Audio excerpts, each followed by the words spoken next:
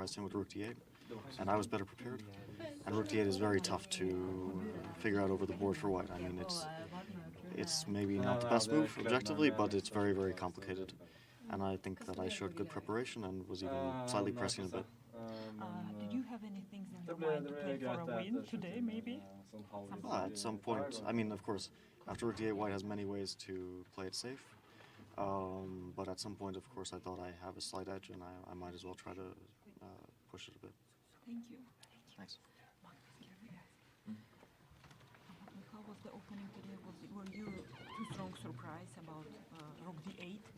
Yeah, it's a new move to me, and also a very kind of illogical move because he takes away the escape square for his queen, so move knight d2 becomes very tempting. But I couldn't really figure it out, and I decided to play something a bit safer, which I also thought gave me some small chances to play for an edge, and then. At some point, I just made a misjudgment. I made one quick move, knight e5, because I thought I was spending too much time and I should try to speed up and I just make one move on intuition. And yeah, after that, I just needed to defend, which was kind of unpleasant. But okay, job done, and I look forward to the next one. Thank you.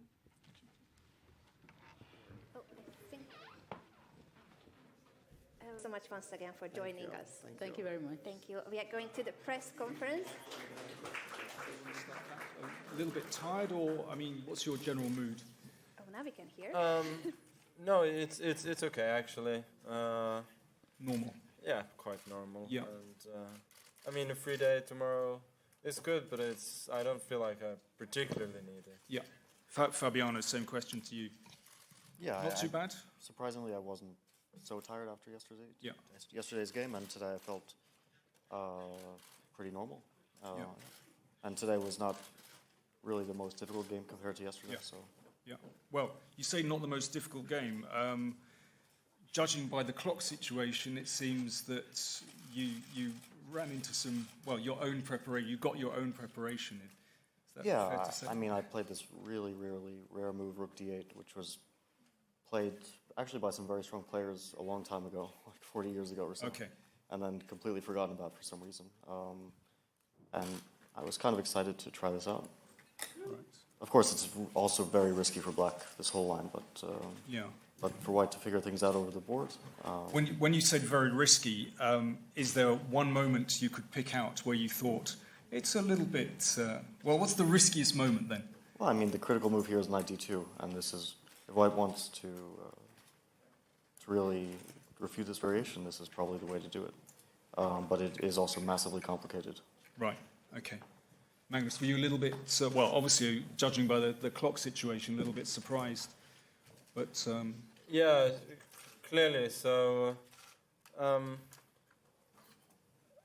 it's quite apparent that the critical test must be knight d2, but I mean, judging from the time and everything, and the fact that rook d8 is so rare, I wasn't really into details. So I was trying to see if I could find a safer way to play for a little something, and I was quite happy with what I did, except that I completely underestimated this plan with knight e7. And then I feel like I don't have anything, and so yeah, here I felt like I was spending a bit too much time, so I just try and keep it calm. Yeah, and well, at least play faster. But I mean, knight e5 it's just a miscalculation. So. What exactly did you miscalculate? No, I mean, it was very simple. I just missed bishop d6 and queen c3 later on. So. Oh, okay, fine. So here, I mean, I just had to go in full grovel mode. But, okay. But fortunately, I haven't messed up my position too bad, it's pretty drawish after this. Okay, well, let's throw it open to questions. So if you'd like to state who you are and who you're working for. So who'd like to ask the first question? Perhaps this gentleman here, yeah. Please, do you want to get a mic to him, please? Jørund from NRK Norway. Magnus, you seemed very surprised by the 10th move. What were you thinking then? Caruana's. Well, oh shit, mainly. So, I don't know. Yeah, it's basically there are two main moves for black: rook, rook e8 and bishop e7. So you kind of yeah, it's kind of unpleasant to face a move that's clearly based on some very, very complicated, variations, and to be unprepared. And I think there's a very clear parallel to one of the games between Korchnoi and Karpov from the World Championships in 1978, where instead of rook e8, rook d8, rook e8 was the new move that Karpov invented. And then Korchnoi actually thought for a long time and almost refuted the move over the board. Improvements have still been found for black, but he actually managed to find the solution there. The difference now is that I'm facing not only the analytical team of Fabiano himself and his helpers, but also his computer help, and that makes the situation quite a bit different. So does that make you kind of even more cautious at the board in a sense? Yeah, for sure. It's not the most exciting answer or anything, but that's I think the way it is. Yeah. Okay, thank you. Next question. Yeah, Mike. Mike to Mike. Mike Klein with chess.com. My question's for Fabiano. As we all know, Magnus has much more experience in these long match situations, and the general thinking is to push as white and hold as black, but that has not been the case in the first two games. Does that surprise you that black has gotten the better chances, and do you expect that to continue going forward? For both sides to have chances, not just black. I mean, it's hard to say what will happen going forward, but this seems to be a trend in modern chess that you have a lot more freedom to maneuver with black, because with computer analysis, it turns out that a lot of variations and a lot of moves are playable, which were once considered dubious or unplayable. So new variations keep popping up, and there's a lot of creative freedom when you're preparing with the black pieces. It's interesting because a lot of people saying that computers are kind of killing the game, but you're with so much theory, but you're actually saying it opens up new avenues. No, I think for sure. I mean, the more you analyze openings and chess in general, the more you find out how vast and how vast it is and how little we know about the possibilities in chess. I think this will only continue in the future. Okay. Next question, please. Yes, gentleman with the... Yep, here. Anatol Wittuch, Der Standard, Austria. A question to both players. Did you analyze yesterday's game afterwards? Did you look at it at all? And if so, what were your emotions? Okay, we're going back in time. Magnus? Not really. I think in such a match you need to only look ahead, and it's pretty obvious that I had winning chances in that game, but at the very moment, at this very moment, it doesn't much interest me what exactly I missed and when. Fabiano, same question. Yeah, I mean, I didn't. First of all, it was very late, so our first task was to find some food. Not always easy in England. Well, at 11 p.m. it proved to be a bit of a challenge. But basically, I had a feeling right after the game that I was losing for almost a dozen moves in many, many ways, and I didn't really check it with an engine, but that was what I was told as well, and I was told that it was even worse than I had thought. Okay, we should probably move on. Next question, please.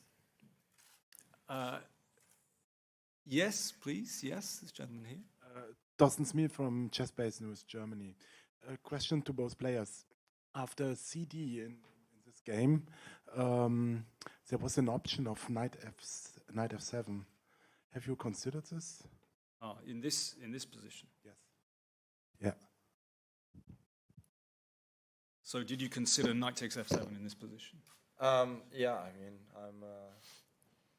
I have some instincts at least for attack, so I don't always show them, but I do consider such moves.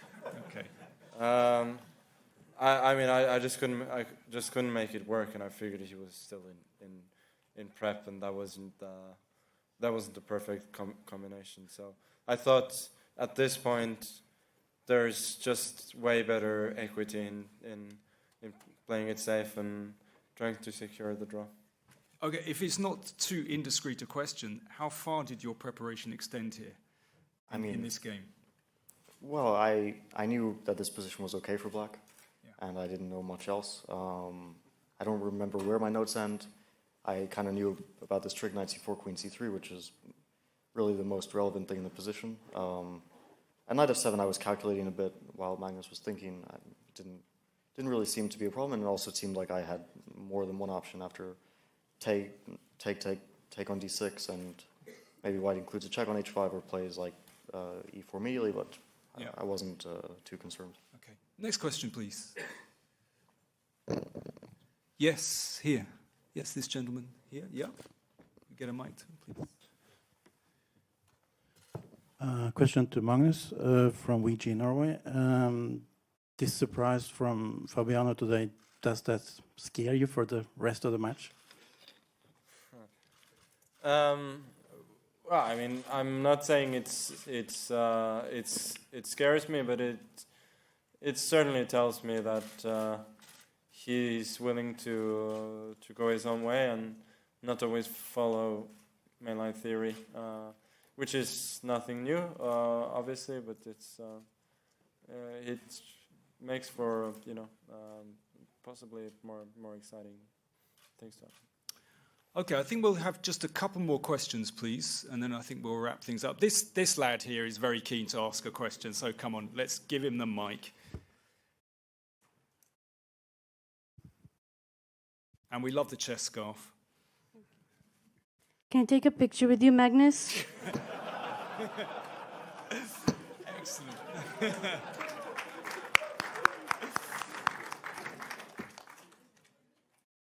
Okay, perhaps we'll have our last question then. I think we've already had a question.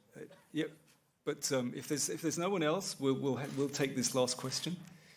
Yeah, please, come on. Let's have another bite. We'd like to get a mic here, please. No, the mics have been stolen. Oh no, okay. Yesterday, Magnus, you were wearing a jacket. How do you feel about the temperature today? Well, I mean, I wore a shirt under the shirt today, so it was better. Okay. But yeah, I mean, it's I don't know if it's just me or the temperature in general, but I think it's better to err on the side of caution there, since I don't think it's good for the game if people are freezing during. Okay. Thanks, everyone, for your questions. I think we're going to wrap things up there. Just a reminder that tomorrow, as we've already said, is a free day, and Game 3 will be on Monday. So thanks very much to the players, of course, and thanks for everyone for attending.